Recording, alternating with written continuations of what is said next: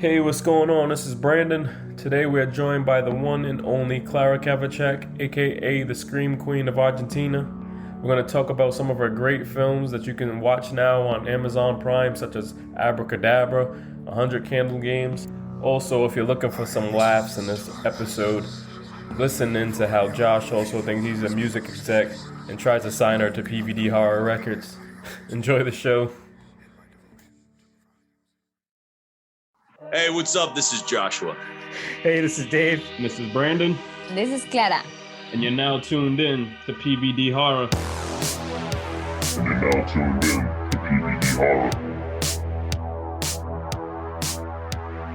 Hey there, boils and ghouls. This is David Howard Thornton, Art the Clown himself from Terrifier and the upcoming Terrifier 2, and you're listening to PVD Horror.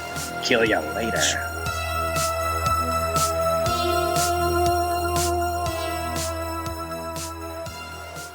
Cool. So it was just announced that you are joining the 60 Seconds of Horror Celebrity Judge Panel for the 4th year of their short film festival. What are some key factors that you'll be looking for in each film? I think we are in a new phase of horror films because there is more people wanting to watch horror films. So there is more knowledge about them now. So for me, it's not just about the jump scares, but about the story. Like when I watch a film, it has to mean something to me. And I think that horror is something that is used like a sort of metaphor by society to face our biggest fears. And the biggest fear we have, I think, like human beings in general, is death. So I think that when there's a story, when there is, for example, a grief, like we see, for example, in Midsommar or in Hereditary of Ari Aster, I can see that the story is stronger than the horror that we see in the fantastic realism. I don't know if you say that, but there is the sense of there is something magical happening and horror happening, but there is also a story here. And this story makes me feel this way because I feel identified by one of the characters. And I think that it's not just entertainment, it's also a catharsis that we manage by using horror films to tell these stories. And so I look forward to watching like a good story before a jump scare I'm a huge fan of monsters. So if there's a monster, I probably will love it. Yeah. But I think the story is like the main character of each film. Yeah, and that's the thing. I know, like, we all love short films. And so now it's always challenging, like, when you have a time limit. So now that you have 60 seconds to kind of cram all that information, and seen over the years, like, a lot of people were able to do it and some people weren't. Yeah, I love short films. And well, the thing about 60 seconds, as you say, it's something very short. So you have to tell something that maybe you don't have a beginning or an end. It's just a story that you watch like for a brief minute, and you have to transmit something to the person that is watching. And that is a really challenging thing. I mean, really challenging. Now let's move over into your career. How did you get involved into acting? I was born into this journey.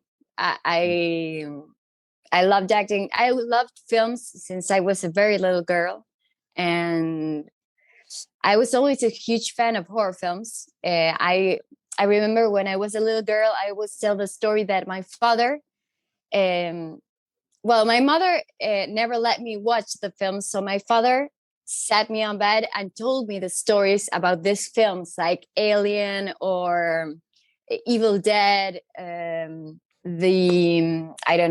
Psychosis and like Psycho.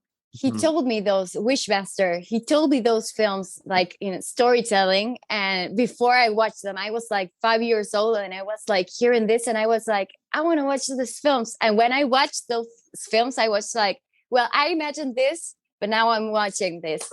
And sometimes it was good and sometimes it was bad, but I just jumped to it. It was like something that was inside me, waiting for it to happen. Yeah. Like Alien. like Alien, like just I would coming pay out from me. I would pay to hear your father telling 5-year-old you the story of Wishmaster or even like Yeah. Psycho. Yeah. That's amazing. Well, Alien is my like my, I don't know to say, the film that really sits inside me. I mean, for me, it's like the best film I've ever seen. It's like the monster, Giger, the creator of the monster, created the monster before the film was even written by O'Bannon. He made like this sort of sketch that inspired the script, and that was the beginning of this beautiful accomplishment. I mean, I'm a huge fan, like really huge geek fan. Oh yeah, we just watched every single Alien film, Yeah. including Alien versus Predator. We had a marathon. He loved it. So in between, he was still going to school, and he was like looking up the trailers, and then he was like, "Dad, did you know in 1979?" And he was spitting out facts I never even heard. He really got into all of those films. So that was really cool. And it's really funny you bring it up because it was literally like last month that we watched them. Now we have all the comics, took all my Alien comics and stuff. So it's pretty awesome when you can just be like, here's this thing. Now you watch it and you tell me what you think of it. And for him to enjoy it, it's awesome. Yeah, it's beautiful. It's beautiful when it's like something that you give, like some part of you that it's passed down to your kids, and it's really amazing. And there's nothing better than an Alien marathon. It's like the best thing to do. Right? I wouldn't change that like moment for anything. It's the best thing that I can choose. But with the director's cut, the extended versions. I look forward to the day that I'm a dad and I can sit down and tell my son about Human Centipede in graphic detail. Oh no. That is the worst. Like the Texas Chainsaw Massacre. Like, hey kids, I want to tell you a story about these people that live. He wears them as his face. Yeah. Leatherface, kids. Yeah. Now, having that upbringing and just talking with your dad, how does it feel to be like a scream queen of Argentina? Well, it's really amazing because I don't know how people started saying this, because I think it's like, I never thought I would hear Argentinian people saying scream queen. Like, I think that it's maybe like a word that comes from another place. But here, the horror genre is beginning to grow. I mean, they're huge fans. Directors here are huge fans of horror films. And they're starting like to work in this really good films. Like after we had Andy Muschietti, which is an Argentine that made the movie It. He's the director. He started with a short film that it's called Mama. And that short film, Guillermo del Toro saw it and said, I want to make this film. And he made that film. And then he got the It movie. And Andy was one of this pile of huge horror fan directors that were here making films in Argentina. And now there is like this sort of awakening of people saying, well, maybe we can have a remake done if I can just jump into the pool and say, I'm going to make this film, even though maybe here in Argentina, we're not used to having so many horror films. We're more used to the soap opera, like telenovela, we say here. So there is a lot of romance in films and no monsters. Like, it's really sad. But in this past 5 years, I think that there's been like a huge amount of new directors and new public. I think that the public also is searching for horror films. Like, we can see which are nowadays the number one movies of the world, and we can hear that they are horror films. Like, we had It being the number one movie of the world. Now we have A Quiet Place. I think that it's like in a very good standard of selling. So people here, I know that people are consuming more horror films. So people are a bit more free when they say, I'm going to make a film. Well, I'm going to make a horror film. So it's like a process, but I think we're getting there. And I've always been doing horror films here. So suddenly I saw people that were interested in watching these horror films that maybe I did 5 years ago. Yeah. And they started saying, you're the Scream Queen. And I was like, whoa, I didn't know that you knew what a Scream Queen was, but thank you. I mean, it's amazing. For me, it's a huge honor. I mean, I imagine like Jamie Lee Curtis screaming in Halloween, and I say, I am not Jamie Lee Curtis. By far, she's like an amazing actress, and I love her with all my heart. But I say, whoa, well, I can be like a little bit into this style of calling me this. Nice. So yeah, I don't know. I Maybe. hope I can still keep doing these films because I love them. Yeah. Well, you can be the Jamie Lee Curtis of Argentina, so you can't take that away from you. Nobody can be Jamie Lee Curtis. She's the one and only. While we're on Argentina, you were also, from what I understand, you made the first horror film in a lockdown, correct? Yeah. How did that come about, and how did that make you feel with all the publicity on that? Well, it's really funny because we went to lockdown. I think it was March, and in April I was like speaking to a friend, and we were talking, and we were saying we cannot stop. We have to make a film and talk about what is going on here, but let's make it a horror film. Like, what if you cannot escape from your home? You have that intensity of emotions that create like some sort of monster that is there with you. In the end, it's a metaphor, but we made that film like in April and May. We finished it. We kept the film like for a while. And we said, what are we going to do with this? Well, are we going to like send it? We have no cinemas. We have no way of moving this. Where are we going to like spill it out? And I remember that when we already finished the film, the host film came out, and we were like, what the fuck? Like, someone made the same film that we just made. Like, what? We were like, I think that there is like this sort of need for people to speak about what is going on during this pandemic. And well, as I just said, the horror film, the horror genre, is like a sort of catharsis that we make of our deepest, darkest fears. So I think that it was really crazy because someone made a film that was like very similar to what we made. And I guess that this is something that was in the air and I wanted to like just be told. And well, each of us filmed themselves in their homes. We didn't have any contact between actors or between director and us. I just filmed myself and I sent the director the video, and he said, okay, change this and that, and okay, let's try this and that. And it was suddenly we had a film. So it was really crazy. If you guys had the opportunity to fight the cast from Host, who would win? To fight? Nah, I wouldn't fight. I would have drinks. Okay, good. How did you? Good answer. Let's have drinks. What's your Let's favorite talk about drink? the experience. Caipiroshka. Like caipirinha, caipiroshka. Do you know that? No. I was going to It's say, like Brandon, you Lima. like that, don't you? No idea. I don't No, know. caipiroshka is vodka with lima. How do you say lima? Lime. Yeah. Oh, okay. Yeah. So yeah, that is one of my favorite drinks. I like vodka with pineapple. Yeah, that sort of stuff. Like with give me a fruit, vodka, and I'm okay with it. There you go. It's a good fight. Sounds good to me. So it has a fruit, so maybe it's good for you, but it also has vodka. The fruit totally offsets the alcohol. Absolutely. Yeah. Yeah. Good for you.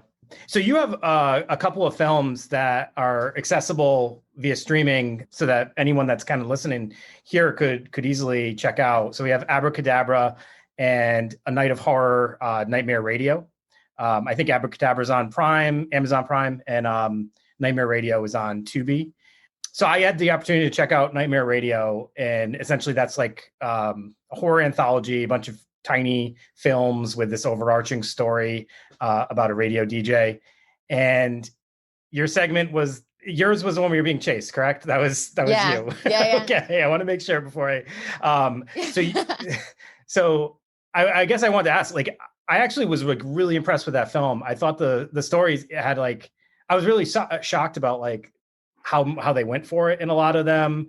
There was like some cool special effects, but yours, you were rather exposed throughout your whole scene. And I just wondered like what that was like, that scene but like it had a really cool ending. So I didn't know what your thoughts were about making that and also I just have kind of no like the problems process. with my body, so it's like I'm really free here. Like I have to close the curtain because I like just get home and just take off my clothes and dance with my cats in a really like witchy way, like sort of a sacrifice here. No, I'm just kidding. Yeah. But Hey, I don't know what they do in Argentina. I've never been there. Well, there's a lot going on here, so you can get like different versions. But I think that it's really challenging in a way. But I think that once you get like jump into the pool, you just get used to it. And you're like, when you're filming, you become like sort of this huge family with the crew and with the people around you. And you just joke around. I use a lot of my humor to just battle with my insecurities. So maybe I'm just very insecure with this. So I just put a lot of humor into it and try to just let go of maybe some pressures that are more social pressures for some things. And I think that the story has to be great. So you have maybe as an actor or as an actress, you have to be free in the moment to just make the best so that the story is the best. So I don't know, maybe it's personal. I think it's very personal. What are you going to expose yourself to so that you don't like damage yourself? You have to be careful with yourself. So if you can do it, it's okay. You can do it. If you can't, don't have to have a pressure to do anything you don't want to. So with that, I think that in horror films, you have to be with a lot of your body present, like a tool to just, I don't know, make like the screaming, the running, maybe you have to battle something and you have to be like fit and ready to just be there in the moment. So yeah, I don't know. Yeah. And I love that you love those anthologies, and they are like really cool. It's like an easy way to tell lots of stories in one film. No. So it's good. Yeah, I'm a big fan of anthology films in general. And so this one is a little different though, because it packed in a ton. Like it kind of was interesting because we were talking about the 60-second horror. Like these weren't 60 seconds, but they were very short. But each one of them, like I kept leaving, like finishing each one and being like, oh wow, I didn't see that coming, or wow, that one really, like they didn't bother trying to sugarcoat the end. Like they just kept it really dark. So I just like when a film isn't afraid to just kind of go there and not feel like it has to please an audience or tie things up with a bow. So I thought that was cool. The other film that I brought up, Abracadabra, I have not checked out yet. I saw the trailer a while ago. I think is it part of a trilogy of films? And it looks super interesting. It's like got this vintage retro look. So I didn't know if you wanted to like talk about that a little bit and kind of like fill us in what that experience was like making like that niche film. The film was based on a style that is called Jello. It's a horror film style that it came through in the 60s with Dario Argento. And this trilogy is like a sort of tribute to Dario Argento. We are like using a lot of resources that are Jello. The music is Jello, the style is Jello. And I think that, I don't know if it was that same year that we made that film, there was an announcement that they were going to make a remake of Suspiria. That is, I think that Dakota Johnson was Tilda Swinton. And I saw the remake and it was beautiful. And it's a really difficult genre to make because I think it's old in a way. So it's more like an artistic tribute than a movie like to sell in a way of, I don't know, The Conjuring. It's like it's strange because Giallo, I think It's beautiful, but it's really strange, like to an open audience. Yeah. Maybe if you know the genre and you know, and you're used to watching those films, there is like a sort of language that they use that you know it's present, and maybe it's strange for someone that never saw a Darío Argento film. So maybe I think the film is beautiful, and it was a really great film. It did really good in festivals around the world. I think because it was really original. And then Suspiria came out, and it was like a sort of revival of that genre, and it was really cool. But you have to watch it. So this was the third entry in the trilogy. Yeah. Of those films. Yeah. Okay. I don't know where they are. I think that they might be on Prime. I think that I definitely maybe that all one those- is. I'm not sure about the other two, but yeah, I was super interested when I saw the trailer. it was which- really strange. Like Jello here in Argentina was like, I am a huge fan of Jello. But when Nicolas, the director, contacted me to work with him in a Jello film, I was like, what? Are you going to really make a Jello film here in Argentina? Like, you're the greatest. I love you. I'm going to be there. Just wait for me. So I just took a plane and went to Azul. We filmed in far away from Buenos Aires. So it was really a good experience. What was your favorite Jello film? For me, my favorite Jello film is Phenomena from Darío Argento. Nice. It's the one where the girl can speak with the bees and the animals, and there is like this sort of murders that. Well, I'm really spoiling every. I'm really bad with this. I Fine. spoil every film. It's okay. Watch Phenomena. I'm not going to say anything about it because I always spoil everything. I think is that the one with Jennifer Connelly in it? Yeah, She was young. Yeah. yeah. It was strange because they filmed it. I think it was in Italian, but there was like this English actress. Mhm. And I don't know how it was filmed, like if they were speaking in English or in Italian. I honestly don't know, because there is like this sort of mark of the genre that it's like the displacement of the dubbing, Yeah. like and then the voice comes out like all wrong, and it's like a sort of detail. Yeah, Yeah. it's like those ones that are supposed to be filmed and supposed to be set in New England, but it's these like these giant mansions that clearly are not around here or anything like that. So there's always like these contradictions in those films. But that's cool. I don't think we can ever say Giallo or Dario Argento's name on here anymore because we sound so crude when we say it, as opposed to Argento. I would sound like Darío an idiot. So I'm like Yeah, that was really Argento. Argento. Yeah. Phenomenon was Italian. I got the bootleg, the original Italian version, where it actually somewhat, I assume it matches, and it has the English subtitles on the bottom. So I think it was shot in Italian. But I think Jennifer's part was in English, even so, that maybe they had this sort of strange, like, I will answer you in Italian, you speak to me in English. So really That's all. weird stuff going on. Very Darío Argento. There was another film that you were in, Crimes That Bind. It was Yeah. and that was a Netflix original, which I was kind of surprised because I didn't think Argentina had Netflix, which is kind of cool that you're an Argentinian actress, but you were in like a Netflix original. How did that feel? Well, just to tell you how this works, Netflix here in Argentina, it's called Netflix Latam, usually buys films. When you finish a film, you present it to Netflix, and maybe Netflix says, okay, I liked it and I'm going to buy it, but don't, we are going to have the rights to just make it a Netflix original.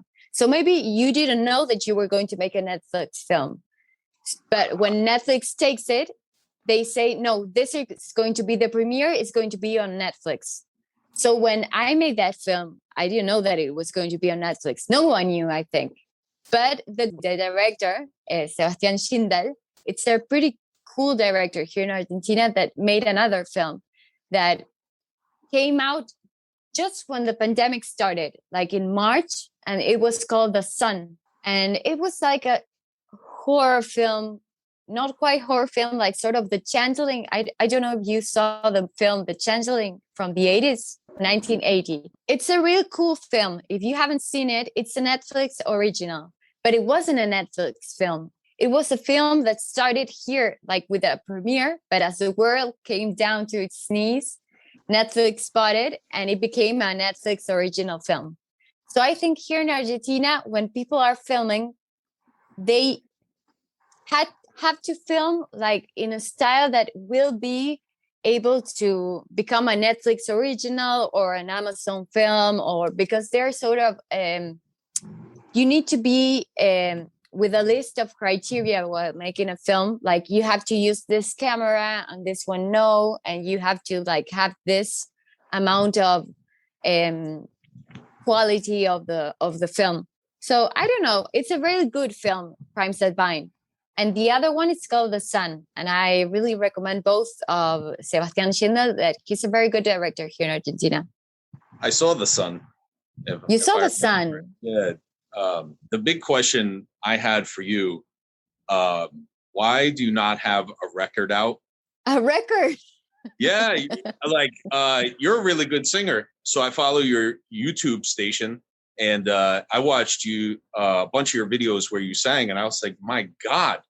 And you're acting, and I was like, why is she not singing too? So I was just curious. Maybe I'm lazy. You should definitely do some musicals. Like horror musicals would be great. I know, I saw one. I'm not into that. You know that I saw some horror musicals and I was like, oh, I don't know if I like this. I was like, okay, I'm going to get into this. Like I saw one of Zombies and a musical. Like it was like Zombies the musical. Yeah. Zombies the musical. That was the name of. There was movie. Yeah, that's the one I'm thinking of. Zombies. Yeah, my cousin's in that film. Yeah. There you No, go. no. And I saw it. I was like, what is going on here? Like, I might getting into the film or not. I don't know if I want to just turn it off or finish it. Like, oh, there was it Anna and the Apocalypse? Yeah, that one. Yes. Okay. Yeah. That was the one that I saw. Not the Disney one, guys. I'm thinking Zombies.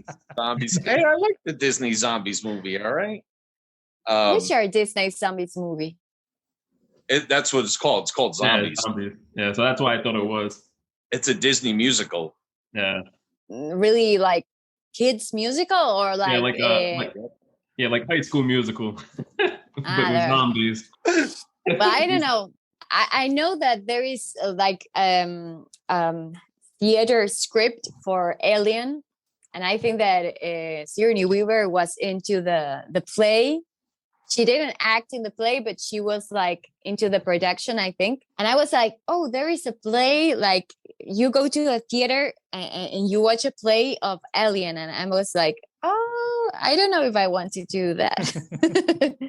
Maybe I want to, maybe I don't. Yeah. Like about the monster, I was like, you have to make a really good monster. I'm really fan of monsters. So if Alien is not there, I don't know what I'm going to do.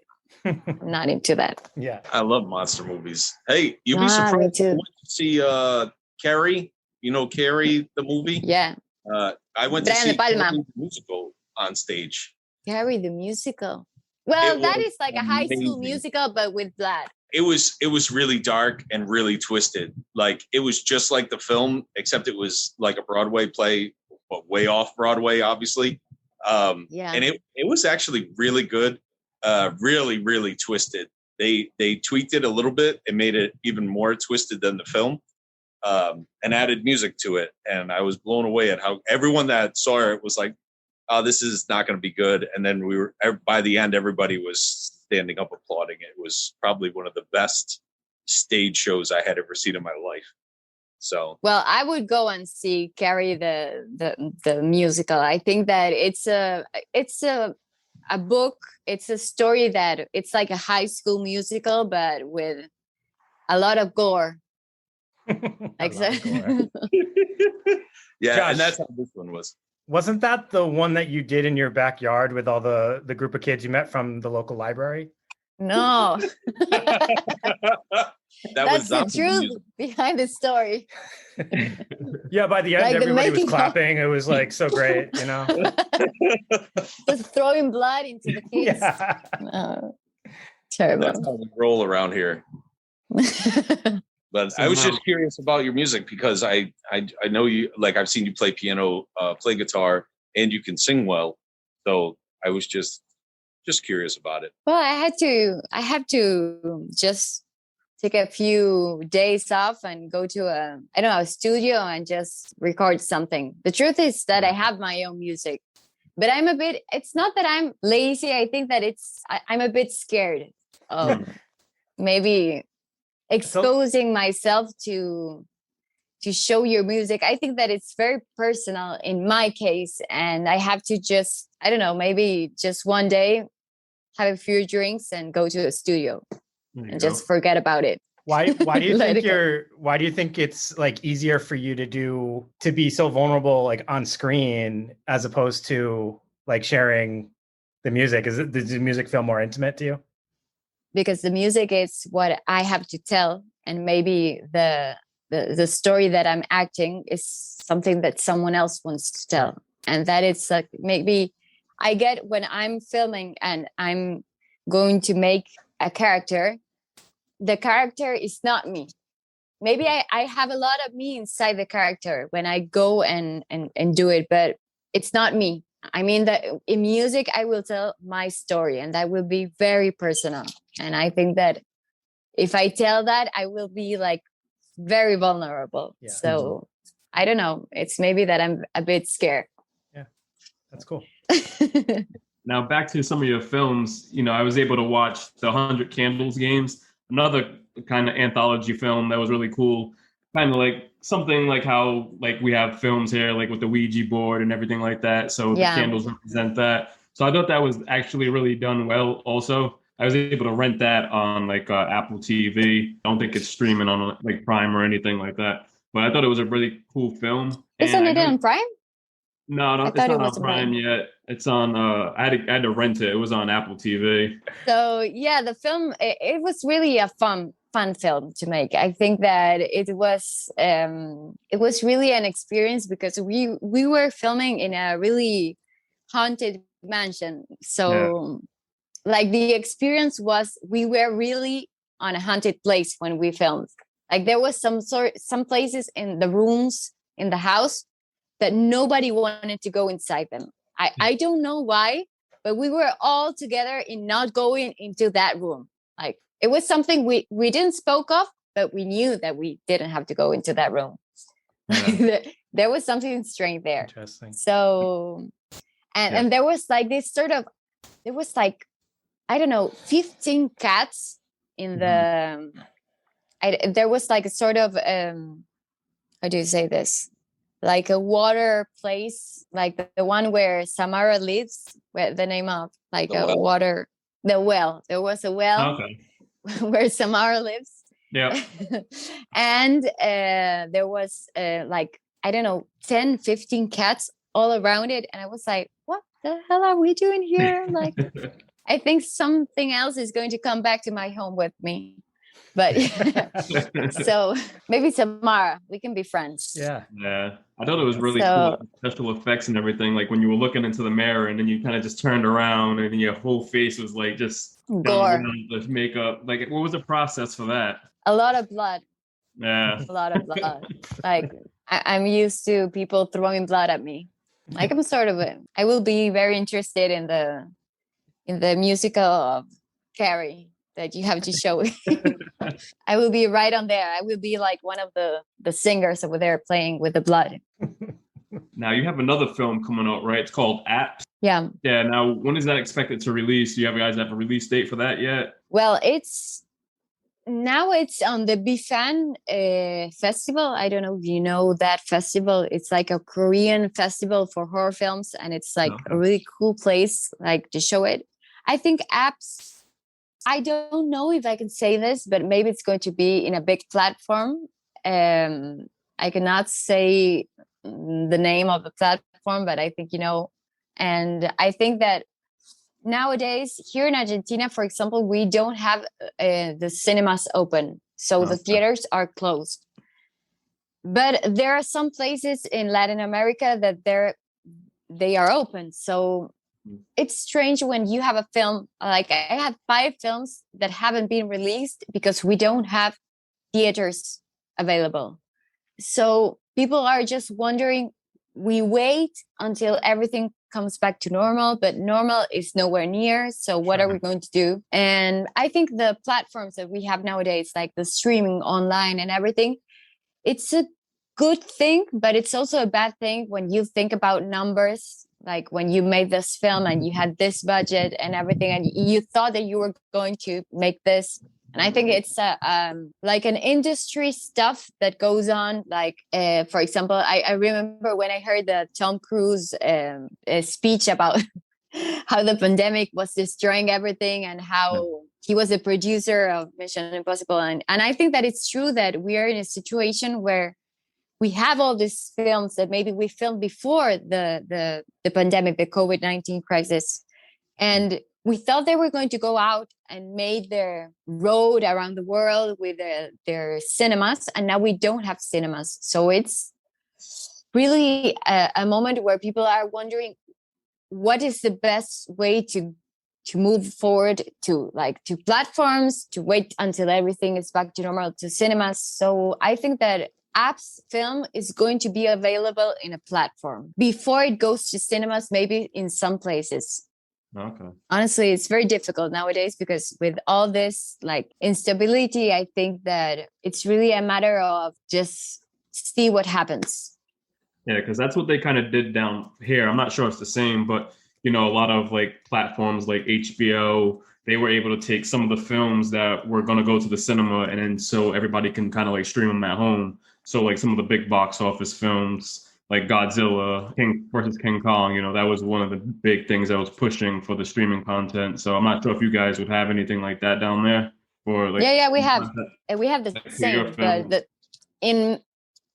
I love cinema. Like I love the experience of going to a theater and like getting my popcorn and like sitting and watching this film in this place with a lot of sound and very strong stimulus. And like when I'm in my house and I just watch it in my TV, it's different. I don't know if you get what I'm saying, but it's like the experience of going to the theater. It's really different from the experience of watching your house with your cats. I mean, like it's not the same.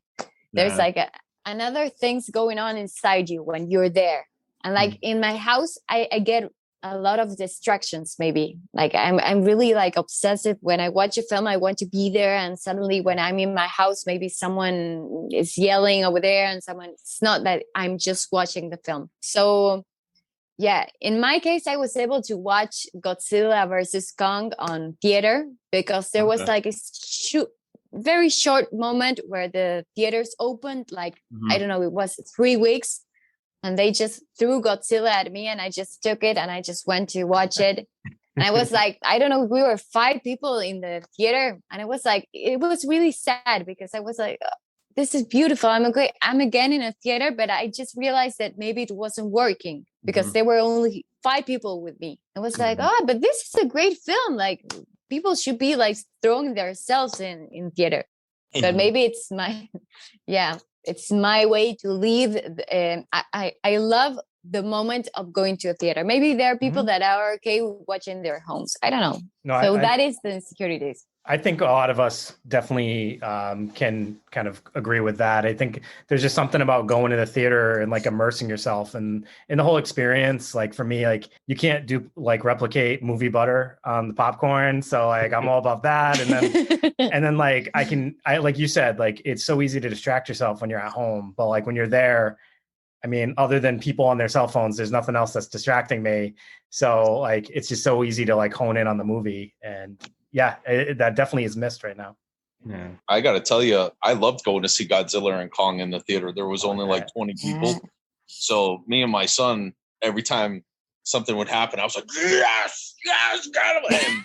And it was like the first time I went to a theater where I wasn't like yelled at for yelling at the screen. and there was only like 20 of us. Everybody else did it too. So it was great.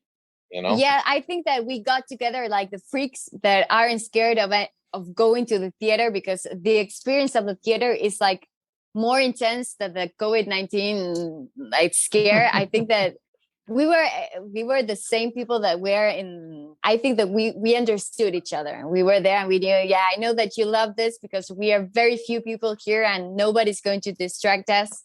But we were there watching it because we loved it and we didn't care about, I don't know, the virus. And we wanted to see that film in theaters. It was like sort of a need that was inside us. I'm a Godzilla freak. Me too. What'd you think of the film? What did you think of it? I think that if you know the story of Godzilla, if you know the monsters, if you know like the sequence of monsters that Godzilla fights over, you understand. Like, for example, for me, Godzilla King of Monsters was beautiful because I saw a glimpse of every monster from the history of Godzilla. And there were wings. Yeah. Yeah, I got them like all. the 70s Japanese Godzilla. Yeah. I got a whole bunch. Like Ghidorah, Mothra. I'm a huge fan of Godzilla. Now, although I'm a huge fan of monsters in general, but I love Japanese monsters. I love Japanese culture. I mean, I'm a huge anime fan and manga fan. So Godzilla, for me, it's one of the most beautiful monsters from the horror genre. And it has a lot of history. And to me, the film was beautiful because the fight between Kong and Godzilla is epic. And maybe I think that there was maybe too many humans in the story and that I didn't care for the human story. And I just wanted to watch the monsters fight.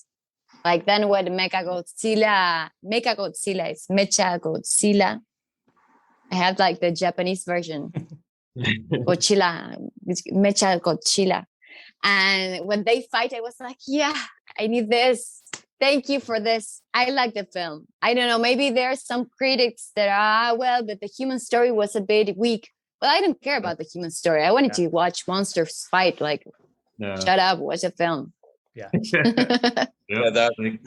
Definitely the best part was the monsters. The rest of it, my son was like, when are they just going to fight? You know? Yeah. So stop with the humans. Yeah, it was like, this again. Like, I was like, come on, man, it's like 15 minutes and then they're gonna brawl. You know, I was like promising, no, they're gonna brawl. It's okay. It's gonna happen. The epic part when Kong got like the axe and was just jumping through the ray of Godzilla, and he was like in slow-mo going to, I was like, yeah, I wanted this like so much. I needed this. Thank you. Yeah, I was able to see that in IMAX, so it was just crazy. But yeah, before we go, do you want to tell some of the fans and followers and listeners what you have coming up soon and how they can reach you on social network? Well, I have a lot of zombie films coming. So if you're a zombie lover, you can tune my Instagram to see the feed. When are the films going to come up? I have like 5 zombie films that are going to come up now. Nice. Dead Alive is one that is now on BFAN and in Cannes. How do you say Cannes? Cannes Festival, Marché du Films Festival in Paris, in France. Not as beautiful as that. I usually say canes. Canes. Okay, like dogs.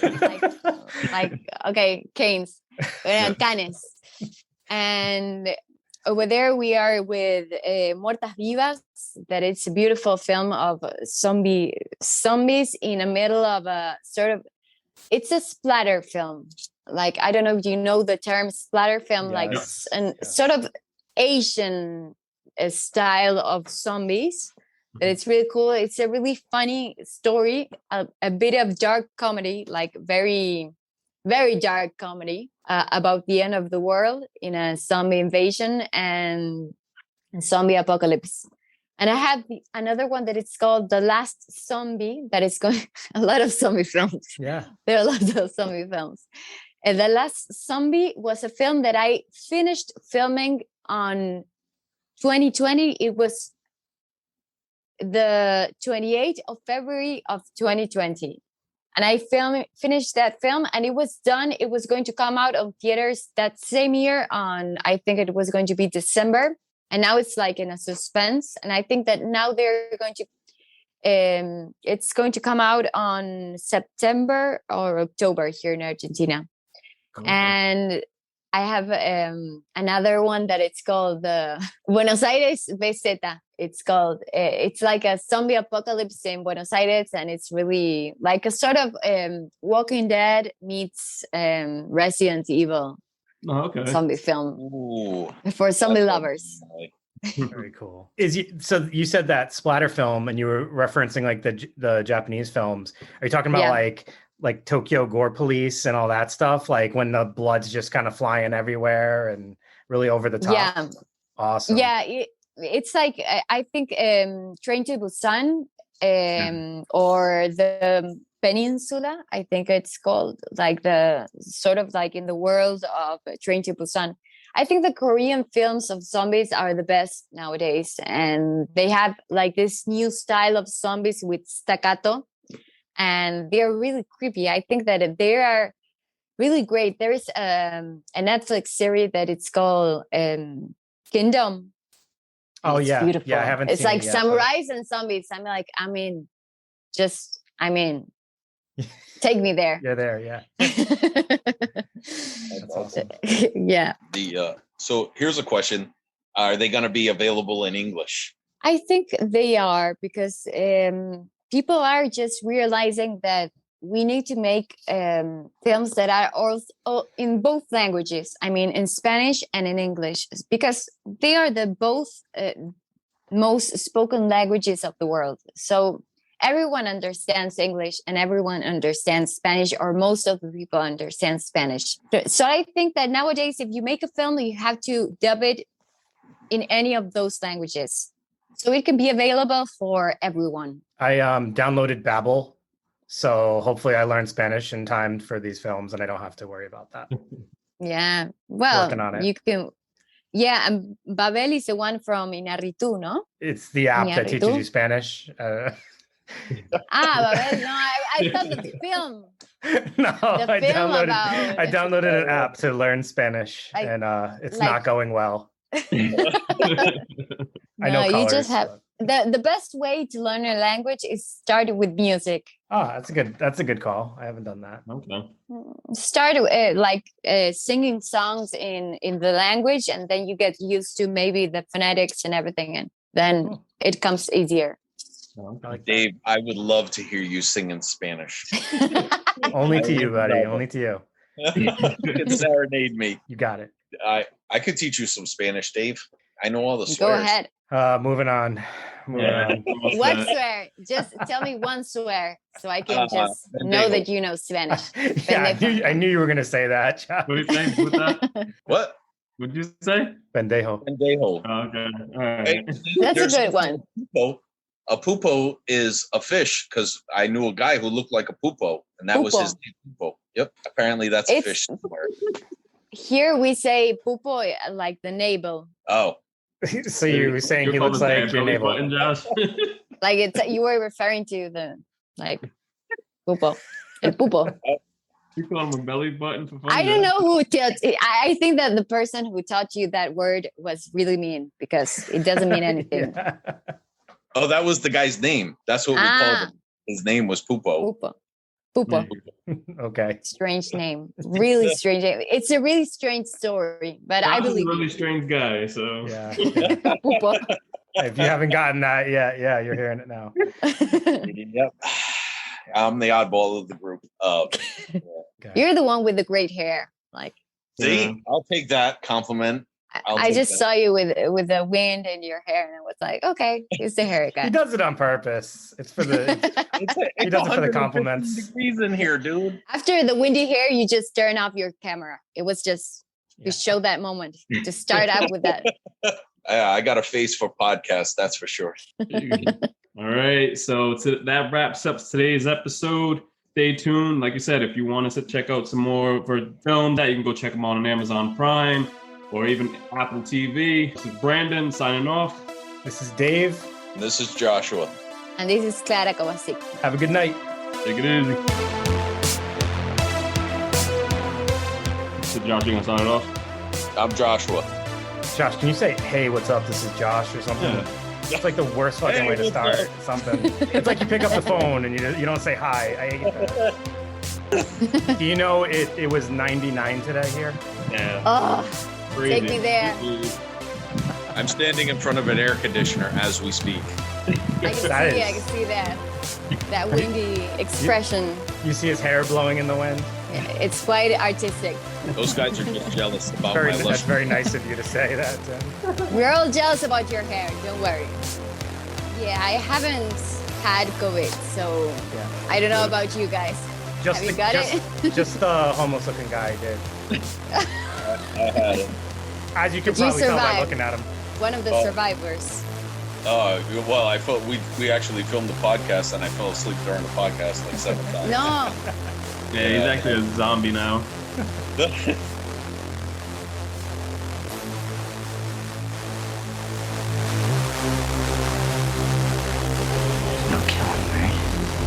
Whatever happens is up to you, but don't let your time run out. Game over. You lose.